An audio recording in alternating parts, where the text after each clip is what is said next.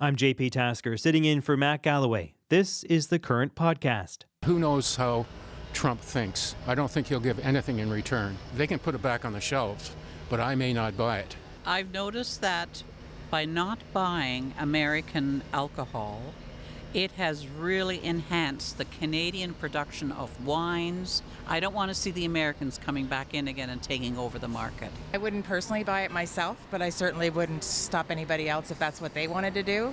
The company's right to have whatever products they want to have on the shelf, but that doesn't mean I have to support them. I would have no problem with that. We would have to get something in return. If it advances the trade talks, I think that's a good thing. But then it becomes a personal responsibility to be aware of what you're buying. If you choose not to buy Kentucky bourbon or California wine, that is something to be politically aware of. Some people in Toronto sharing their thoughts over the prospect of pulling the plug on the U.S. booze ban. Industry sources with knowledge of trade negotiations tell CBC News the Canadian government is preparing to meet some U.S. demands, like putting American liquor back on Canadian shelves in exchange for tariff relief. At the same time, a Nanos research poll last month found that 69% of Canadians, like those you just heard, are unlikely to buy U.S. beer, wine, and liquor, even if governments allow the products to be sold once again. For one perspective on whether booze is still a strategic bargaining chip, James Villeneuve is here with me in our Toronto studio. He previously served as Canada's Consul General in Los Angeles. Prior to that, he was a global beer executive for over 25 years and now a senior strategic business advisor with Fasken. James, good morning. Good morning. Thanks for having me. You've worked on bolstering the Canada-U.S. relationship throughout your career. You've also worked for the largest beer producer in the world. What's your sense of the impact this booze ban has had over the last year or so? Well, it's been significant, actually, and it's one of those things where at first when I saw it, I thought, I'm not sure this is going to be a major issue, but it certainly has hurt in places like California, Kentucky, Tennessee, states where 75% of California's exports of wine is to Canada, and it's virtually dried up. So it's a problem for them.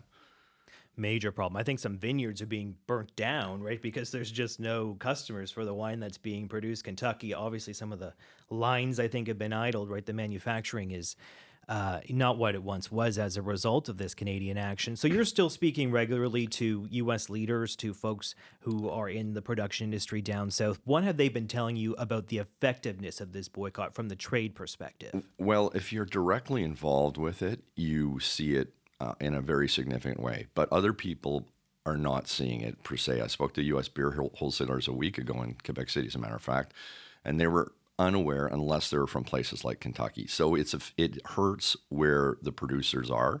On a broader scale, probably not that much awareness.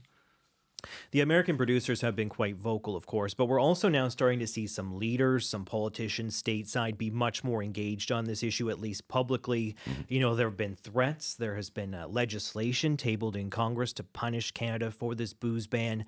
What's the tone and tenor of the pushback from the politicians that you've been hearing? Well, I think there's an understanding that there's an issue, but you've also got a situation where, like pivoting to the Canadian side of things, it's one of the few things that actual people can participate in.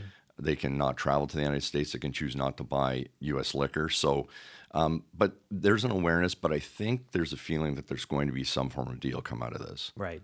Yeah, it seems like there may be some progress, and we've heard some from our own reporting here at CBC News that there could be an effort to dial back this boycott in exchange for some tariff relief.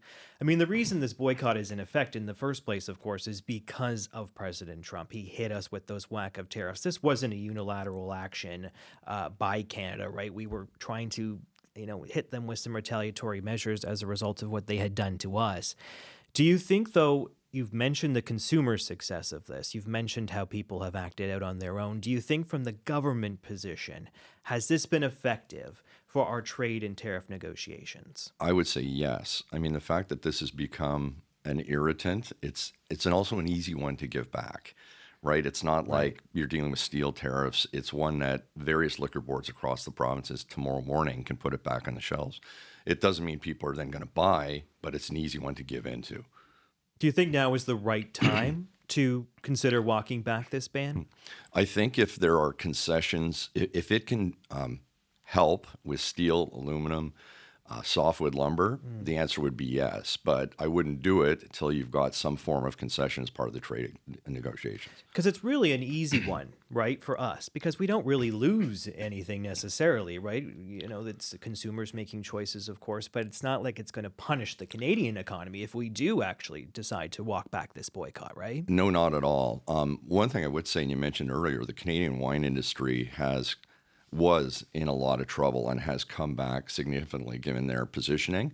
But again, if it comes back tomorrow morning, if you decide to buy a Canadian wine versus California wine, that's an individual choice.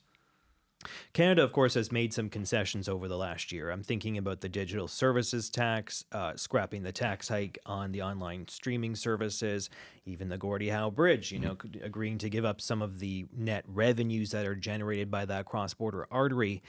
You know, Jameson Greer says the U.S. Trade Representative says we don't really deserve credit for these decisions. He says that, this is just reversing some bad moves that Canada made in the first place.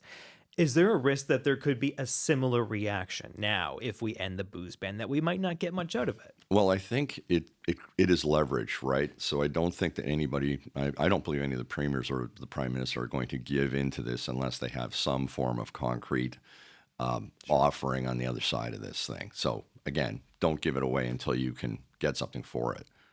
Yeah, we just heard in those clips that, a lot of Canadians have no interest in buying American booze right now, and many premiers are also in favor, frankly, of keeping the ban in place. We've heard from Manitoba Premier Wab Kinew. He has said no Kuzma, no boozema. David Eby out in BC has said something similar. Is it a political risk, potentially, for the federal government to do away with, or try and ask the provinces to do away with this boycott, given so many Canadians feel like it's the right move right now to keep the booze off the shelves? Well, I think, as an example of Premier Eby, if there's something done on softwood lumber as part of this broader negotiation, I think he'd probably be the first person stocking the shelves if there were to have those kind of concessions. So, again, it's all going to be part of the broader strategy. And it's also one of the only things that the premiers can actually participate in directly, right, where they have some sort of say in this whole thing because of the provincial nature of alcohol regulation in this country. Yeah, for sure. And the federal government has maintained it will ultimately be up to the provinces.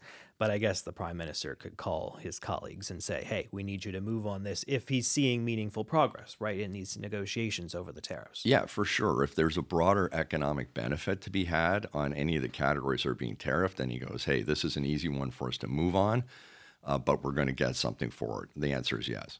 So we know that Canada-U.S. Trade Minister Dominic LeBlanc is in Washington again today with Jenna Charette, the chief negotiator on the CUSMA talks. This is the third time they've met with Jameson Greer, the U.S. Trade Representative, in 3 weeks.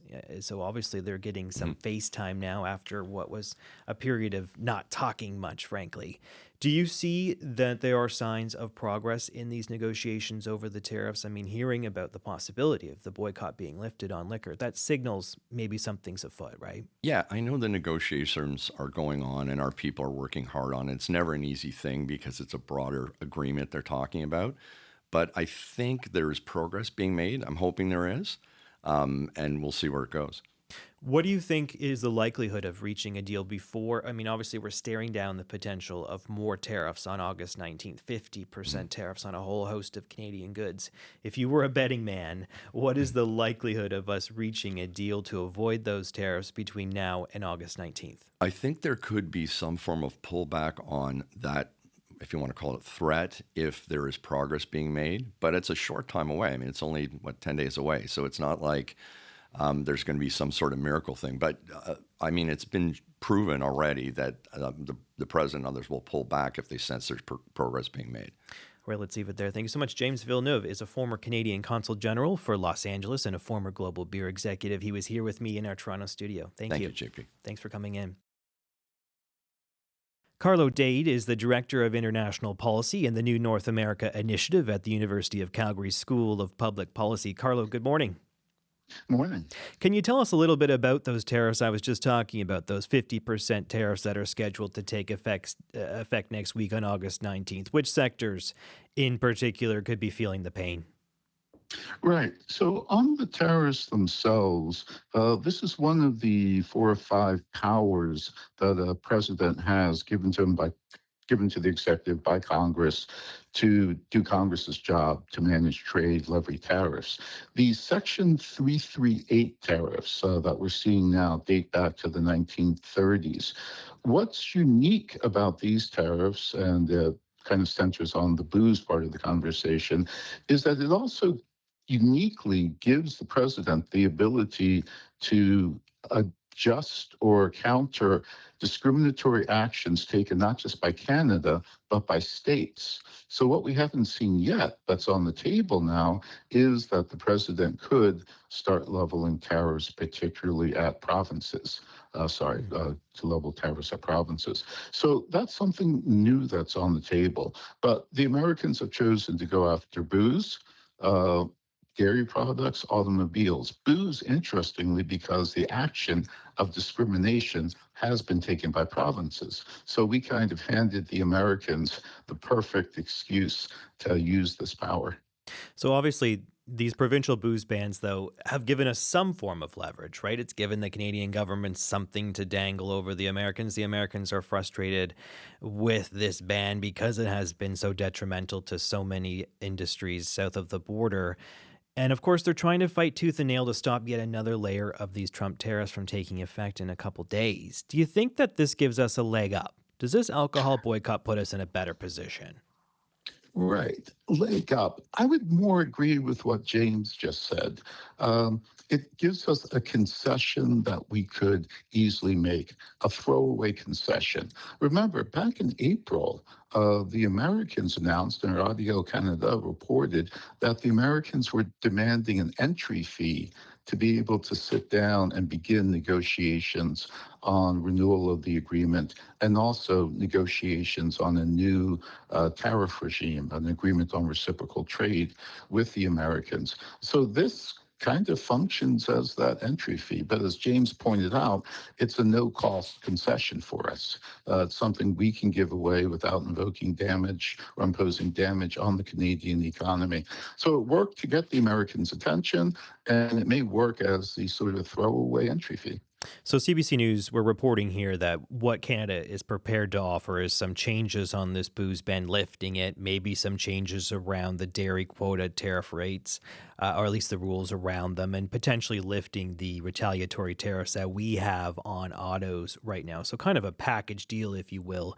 And in exchange, they want them to drop these 50% tariffs that could come next week. They want the Americans to do away with some of the sectoral tariffs on steel and aluminum in particular, and then get back to those CUSMA negotiations. Does that sound to you like a good deal for Canada?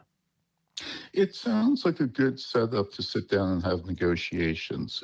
Bear in mind two things we're learning. The Americans are rewriting global rules of trade. So it's not just our negotiations that provide indications of what's happening, but say the 21 agreements that the U.S. has just signed with other countries.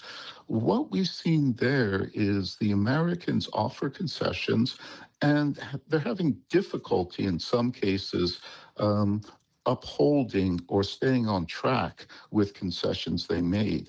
So we need to bear in mind that we're going to get concessions from the Americans, but I think, as James also pointed out, making sure the Americans agree and follow the concessions is going to be the real trick. We're going to get a stall on the use of Section 338 tariffs, but that threat of those tariffs returning is not going to come off the table until sometime in the future when Congress takes power back from the president to use at his will to impose tariffs. So think of it as a stall.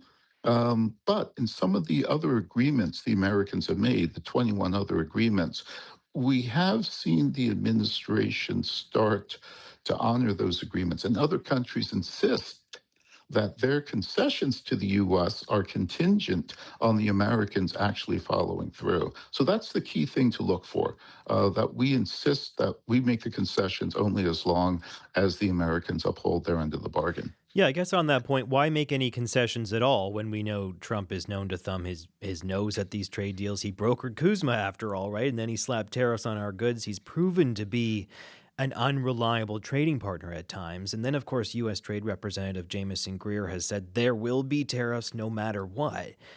So given all that, why should Canada change a thing? Why bother making any sort of concessions? Well, what the Americans have done with the 21 other agreements is insist that countries, including countries that already had free trade agreements with the U.S., make new concessions and come out with slightly worse agreements. That's the track record, 21 for 21. Canada and Mexico are poised to be 22 and 23. What the Americans have done to get countries to take these bad deals is you either get 50%, 75% tariffs, or you agree to 10%. And given that setup, Japan, Korea, the EU, Argentina, there's a list of 21 countries that have been forced to take that deal. I think Mexico will take that deal, so that increases the pressure on us to follow through. It's not getting a good deal, it's getting the least worst deal possible. That's where we've wound up with the Americans, and that's what 21 other countries, some with more leverage and larger than Canada, have gone through. Is that the most likely scenario in your eyes, then, a baseline 10% tariff on all Canadian goods? And is there potential for quotas on some of the products we send them now? I think so. Again, the facts and evidence, 21 deals doesn't mean that we're guaranteed to be 22 and 23, Canada, Mexico, but it certainly increases the likelihood and paints a pretty good picture of what the Americans are looking for. I think we can survive a baseline tariff, but no other country has taken the deal of pushing up against the U.S., except, of course, for China, which is partially why the Americans are so mad at us. Only two countries have dared to push back. As the Americans say, both those countries begin with a C. China can maybe get away with this, but we're not China in terms of size, clout, et cetera, et cetera. I know you're a trade expert, but just put your political hat on for a second here as I ask you this. Is there not a risk for Mark Carney if he dials back significantly on some of the retaliatory actions that we've put in place, and that he makes further concessions and dials back this alcohol boycott in particular? Wouldn't that be a risky scenario for him, given his brand to this point? It is. And it's a risk, again, that 21 other leaders have had to deal with. This has not been easy for any country. Every country's faced domestic political backlash, some cases strong, others weaker. But one important point to remember about these agreements is Trump revokes what he revokes of the agreement. With Kuzma, he's imposed tariffs, but he has not destroyed or meddled with all the various elements of the agreement that people don't see every day that facilitate trade, that give us a comparative advantage with other countries to the market that's most important for us and most important for everyone else. So it's not a zero-sum game here. There are elements of the agreement where Trump doesn't pay attention, things continue, and we continue to benefit from that agreement. Just very quick, Carlo. We know that Dominic LeBlanc, the Canada-U.S. Trade Minister, is back in Washington for the third time in 3 weeks today. He's just arrived this morning. Is that a good sign? It is. The more we talk, the better. Look, the Americans have also been trying to use Mexico to pressure us. Conducting talks with Mexico first, making a big show of we're talking to Mexico, we're not talking to Canada. The Americans are once again trying to leverage us, leverage Mexico against Canada and Canada against Mexico. The fact that we're back at the table dims Mexico signing first and that being used as leverage against us. So it's a good sign that we are back talking and that the Americans appear to be off their let's leverage Mexico against Canada game. Thanks, Carlo. Always a pleasure. Carlo Dade is the Director of International Policy in the New North America Initiative at the University of Calgary School of Public Policy.